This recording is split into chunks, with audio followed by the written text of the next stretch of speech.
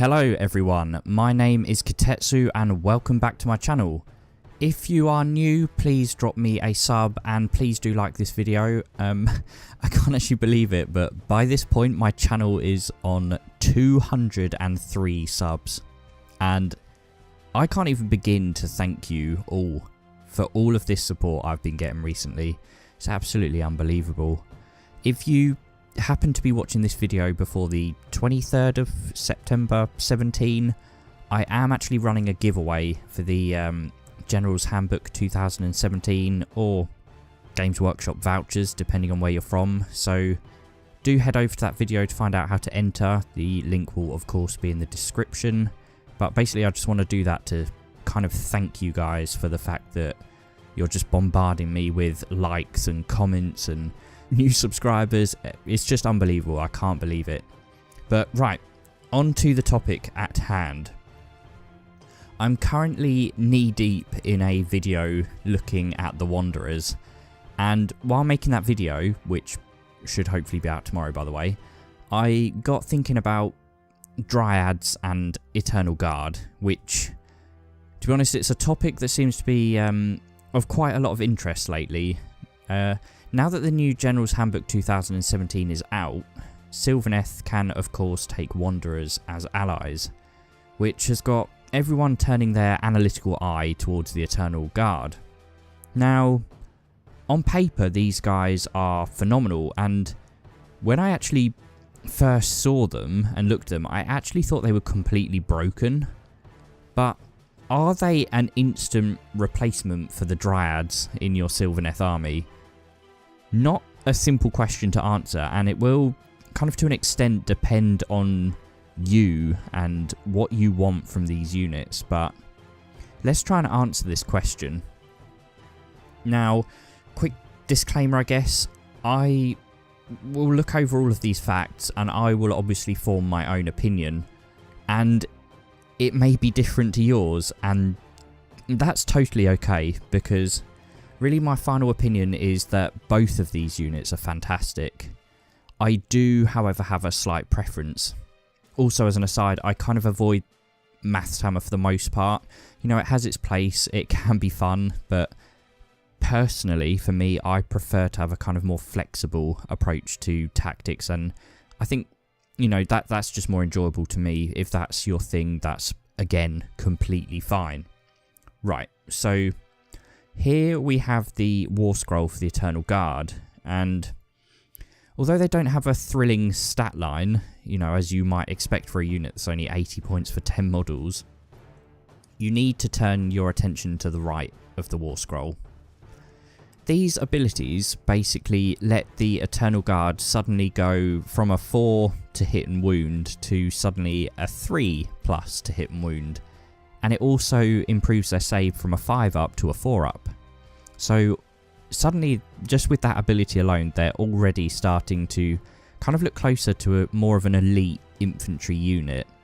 But then you think, hang on a minute, if I put them in cover, now they're at a 3+ save, which is starting to look really good. Add in their Glade Shields, which when in cover allows the guard to basically re-roll failed saves of 1 and 2s, and the fact they have a 2-inch range, that's pretty insane by anyone's standards. As if it can't get worse, cast Mystic Shield on them, and you add 1 to their save rolls. They're now basically at a 2+ save that re-rolls 1s and 2s. They literally can't fail.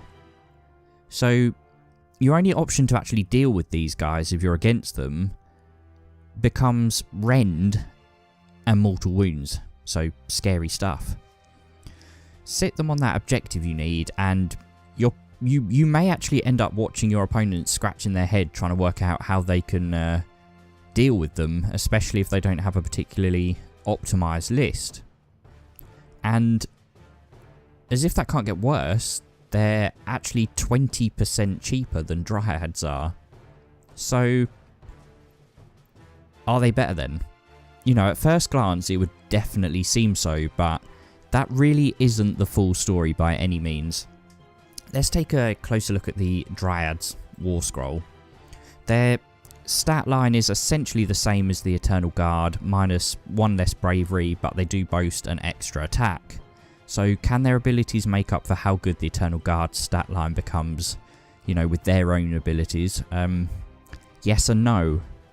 On paper, kind of no, because assuming a Dryad is enraptured and is in a Wildwood with a unit size of larger than 12, so kind of looking at best case scenario, it's going to have a 3-up save, but it doesn't have the rerolls.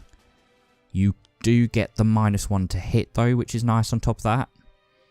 You're also hitting on 3s, but you retain the 4-up to wound. I guess we do have to consider the fact that Dryads do have the bonus of the extra attack, which is obviously no small thing, and they have the equally good 2-inch range. So it's not far off, you know, we've got a lot of similarities there. Also, we can just as easily cast that Mystic Shield on the Dryads and give them the 2+ save as well. There is an important catch here, which we'll get onto in a minute, regarding Mystic Shield and Dryads versus Eternal Guard.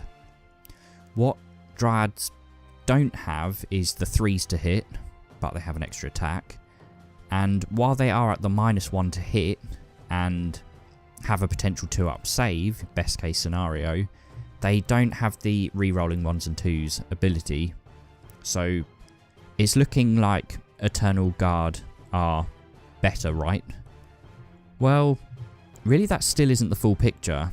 In front of you right now is more or less every detail you could ever need to know, really, comparing these units.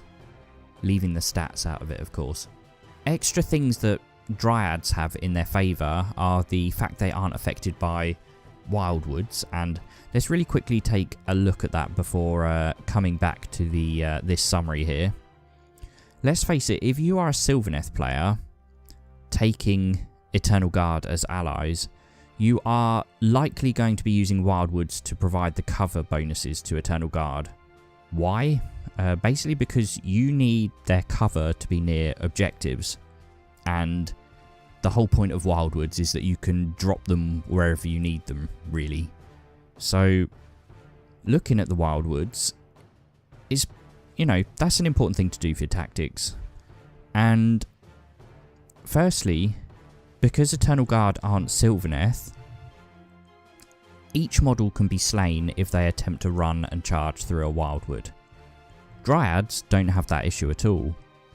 Secondly, if you try and put a Mystic Shield on the Eternal Guard, you actually risk this roused by magic rule that Wildwoods have. This means that your unit of Eternal Guard can take D3 wounds from being shielded if you're unlucky, so that's really bad potentially for them. You can suddenly just lose 3 models just like that. And again, Dryads aren't affected by this at all because they've got the Sylvaneth keyword. Back to the summary. Dryads have also got the Forest Spirits Allegiance ability, which means they can basically appear on the board in any turn in a Wildwood, so you don't actually have to set them up right from the start. This combines very well with your ability to set up new woods as you go, so you know, you can just pop up a new Wildwood and boom, there's your Dryads right where you want them.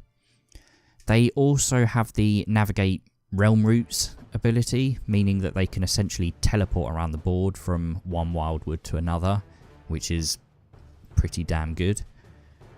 They kind of, because of their keywords, they just basically have better synergy with the rest of their army. And, you know, along with that synergy comes the fact that they can benefit from certain command traits like Warsinger and Wisdom of the Ancients if you have the Sylvaneth Battle Tome. And they're also battle line by default, unlike Eternal Guard, which could be critical in your list building. They're faster, they're more aggressive, potentially.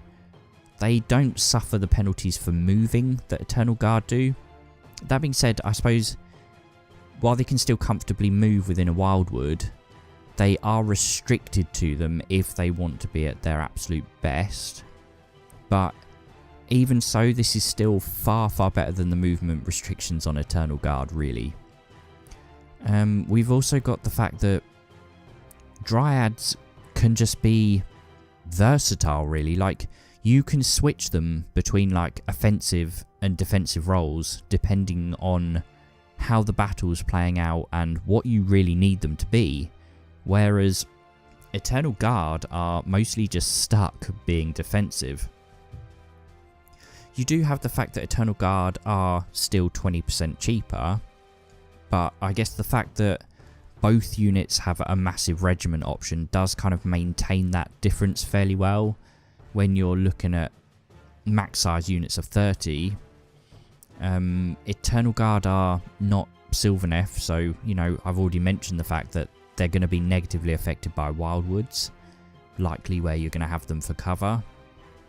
Without the keyword, the Sylvaneth keyword, you're going to lose synergy, you know, taking them as allies in your Sylvaneth army. Taking a pure Sylvaneth army is going to be a much tighter army list, in my opinion, with all of the crossover abilities going on between the models. Now, Eternal Guard do have the ability to teleport around edges as they are Wanderers. You know, new allegiance abilities coming in with the new General's Handbook, and that is a really, really cool ability. But can you use that in your Sylvaneth army? No. You know, their allegiance abilities only apply when you have a pure Wanderer army, so it's not going to help you here. And, you know, it highlights another critical weakness for Eternal Guard, and that's that they have to be stationary in order to be at their best. As soon as they move or leave cover, you've suddenly got quite a poor unit, and it can be easily dealt with. You know, that stat line that I mentioned at the beginning that isn't very good, that's what you've got when they move. It's only when they're in their cover, when they haven't moved and with a Mystic Shield, that suddenly they're brilliant.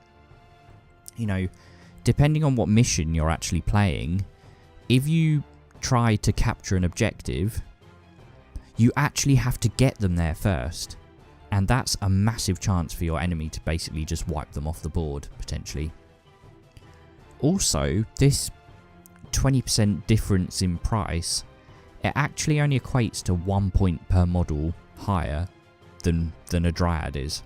So essentially, these two units are just kind of dirt cheap anyway, so I don't think this points difference is especially critical. They're both very cheap units, but I don't think you can go wrong, really, either way, even if you're paying the 100 points versus the 80. I think, basically, when comparing these two units, what you're really looking at is kind of like a complex set of pros and cons that work in the favour of and against each of these two units. Now, personally, I don't like to think I'm being too one-sided here, because as you'll see in my video tomorrow, I fully plan to make use of both of these units in my Sylvaneth list. And in all honesty, I like the Wanderers list so much that I'm highly considering just starting a Wanderer collection too. To be honest, which army don't I want to collect in Age of Sigmar, but that's an aside. I think both of these units have the potential to be better than each other in their own particular scenarios, and when you put them in their absolute ideal ultimate best scenario, I guess Eternal Guard are going to edge out Dryads, but I just think it's far harder to set up those scenarios with Eternal Guard. I think the scenarios where Dryads are, you know, at their best are really quite frequent and common scenarios to have in a Sylvaneth army, or just any game of Age of Sigmar, really. You know, these are the scenarios you will be facing every single game with that army playing this game Dryads you cannot go wrong with. They're a solid foundation to your army. And, you know, in my current thoughts, I clearly have a leaning towards one of these units. And that is the Dryad. The good old forest folk who would, let's face it, rather not fight at all, were they left to just tend their forests in peace. Also, as a cheeky side note, if Dryka got pissed off with a unit of Eternal Guard, which, let's face it, is highly probable, she would cut through them like a hot knife through butter. So, I guess that settles it really. Like, have you actually read the War Scroll for the Squirmling's ability that she has? It's insane, and it is made to deal with units like this. So, I guess that settles it really. Anyway, jokes aside, let me know down below in the comments which you think is better. You know, I know this is a kind of short video and an easy one, and part of the reason I've kind of made this video before my full Wanderers one, which I'll be getting back to the editing of in a minute, is because in about 10 minutes my dinner's going to be ready, and it's as simple as that. This one's shorter, so I thought, hey, whilst it's in the oven, let's quickly whack this one out, and then after dinner I can get back to the editing of the other one, which is going to take me a few hours. So, basically, look forward to that video tomorrow. Let me know down below which of these two units you think is better, and, you know, which roles you think each of them are going to be best at. Obviously, Eternal Guard are a defensive unit. They're great on paper. I think there's just going to be problems when you're actually playing with these characters. I think people's expectations of them are going to be high, and when they've got to their objective and when they've like hunkered down and they're using all of their rules and everything's looking great, they're obviously a great unit. But Dryads are just generally kind of better more frequently, so that's my 2 cents. Anyway, as always, you guys have been doing amazing supporting me. I mentioned it at the start, I want to mention it again. Just don't forget to like and subscribe, because you know, that's what this is all about really. It's about me communicating with you guys, and, you know, having more subscribers really just lets me do that. Anyway, I will see you guys soon with more of my AOS content, and obviously my Wanderers video will be up probably in no time at all. Maybe, I really hope tomorrow. Depends how long the editing takes. It's probably going to be a fairly big video, but I'm going to be looking at like the War Scrolls and tactics, and, you know, whether these points costs seem good for the units. So stay tuned for that, and I'll see you guys really soon. Thank you so much, and yep, that's it from me for now.